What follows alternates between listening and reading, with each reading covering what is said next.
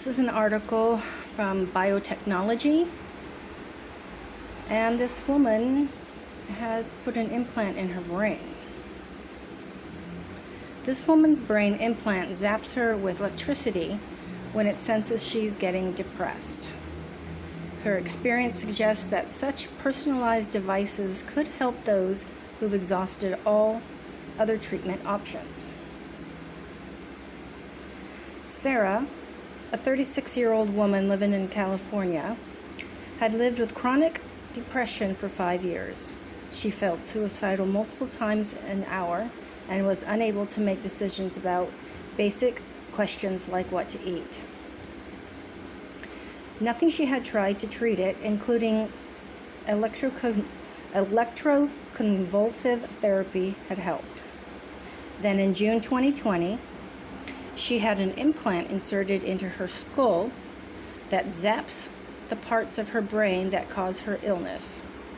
The remarkable results published in Nature Medicine today raise the prospect of personalized treatments for people with severe mental illnesses that don't respond to therapy or medication.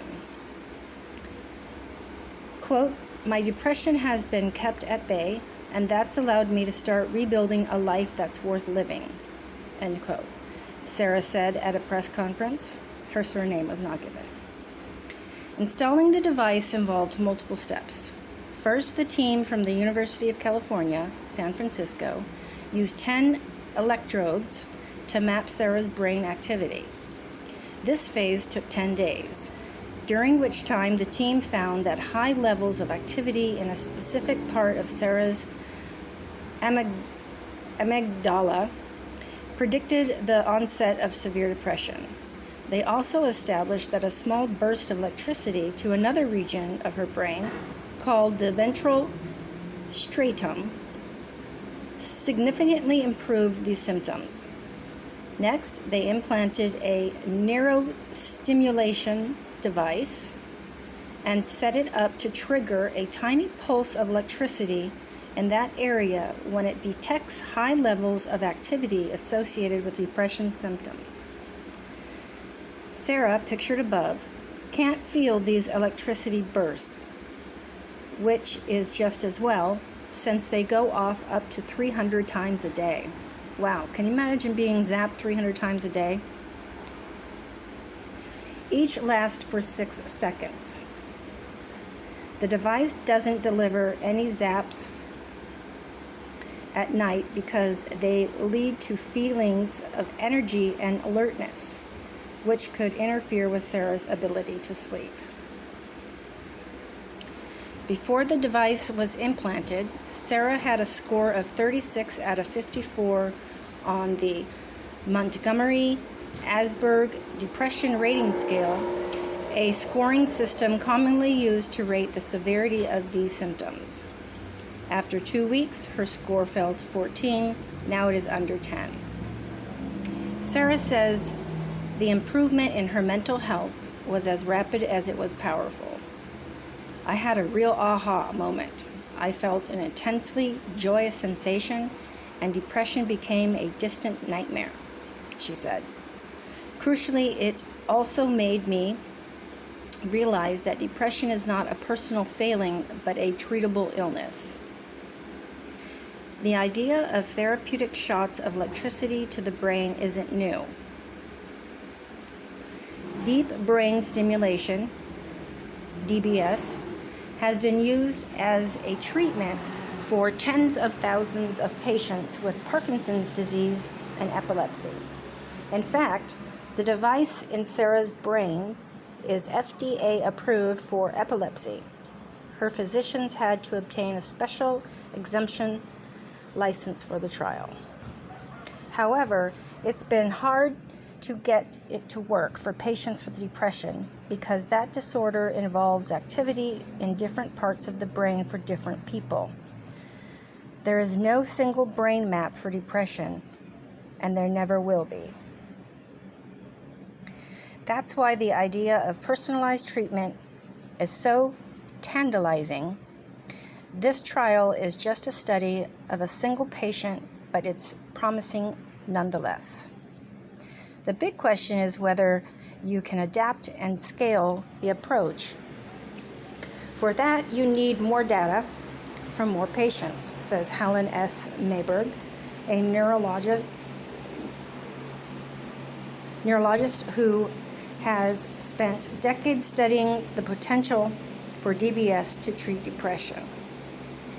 The research team has already enrolled 2 more patients and is hoping to recruit another 9. They're still a long way away from seeking FDA approval for the approach. It's an invasive, expensive procedure that requires weeks of fine-tuning and a full day of surgery, so it is only really suitable for those in whom other treatments have failed.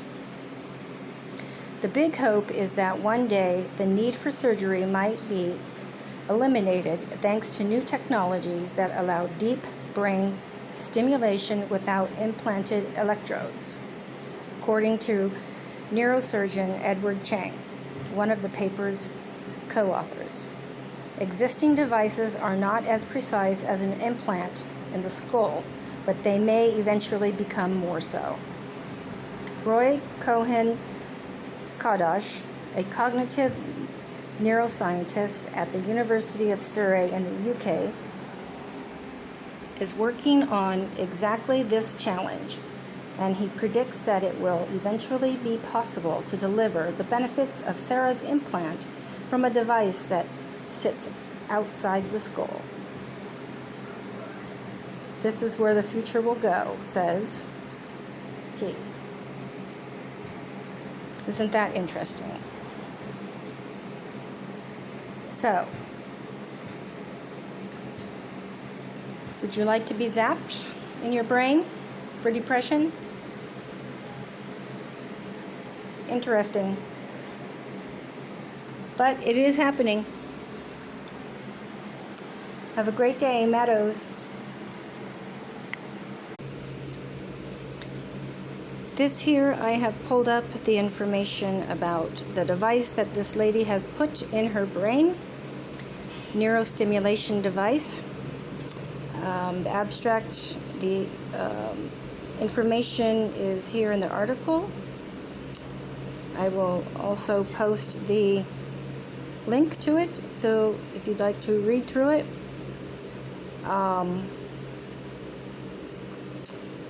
Quite interesting. Of course, it's nothing new. They've been working on it for however knows how long. And I'm kind of thinking that, yeah, Elon Musk is definitely behind this. But you never know. So, the link will be in the description. And I hope that I have brought something useful for today. And, yep, that's what I do. Meadows Files. Bunch of different stuff. My channel is always about different things, topics, and interests. Please leave your comment down below and have a fantastic and great morning, afternoon, evening, wherever you're at. And I just wanted to point out that this information came out in September 1st, 2017.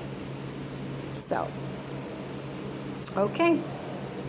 God bless. Full armor of God. Just remember that in these crazy times.